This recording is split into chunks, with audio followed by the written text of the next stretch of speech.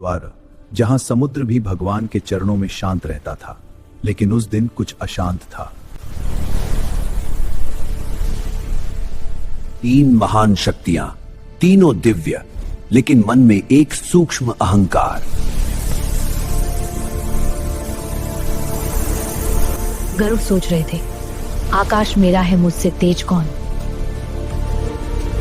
सुदर्शन चक्र जो समय को भी काट दे सोच रहा था, मेरी सीमा क्या है।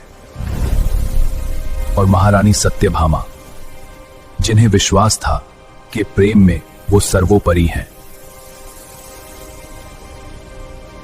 प्रभु श्री कृष्ण मुस्कुराए, क्योंकि उन्हें पता था अब समय है सीख का।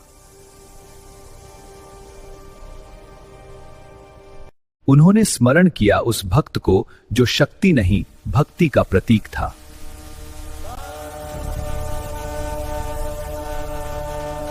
हनुमान, जिनके लिए असंभव शब्द ही नहीं था।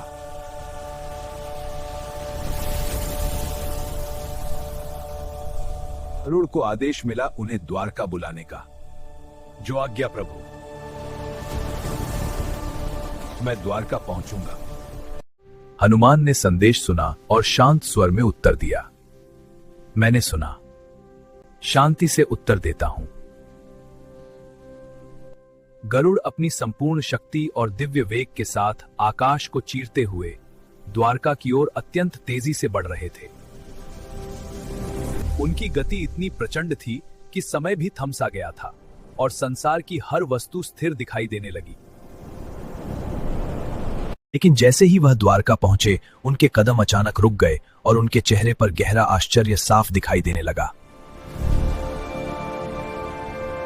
उनके सामने खड़े थे पवन पुत्र हनुमान, जो शांत भाव से पहले ही वहां उपस्थित होकर सब कुछ देख रहे थे।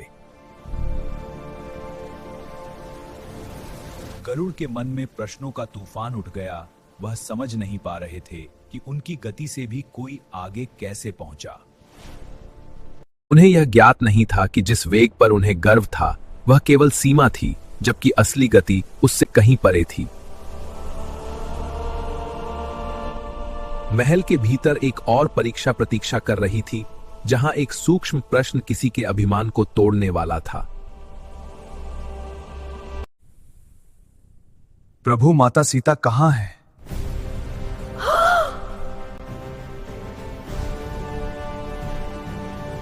उस एक प्रश्न ने सत्यभामा के मन में छिपे अभिमान को तोड़ दिया और उन्हें अपने वास्तविक स्थान का बोध हुआ।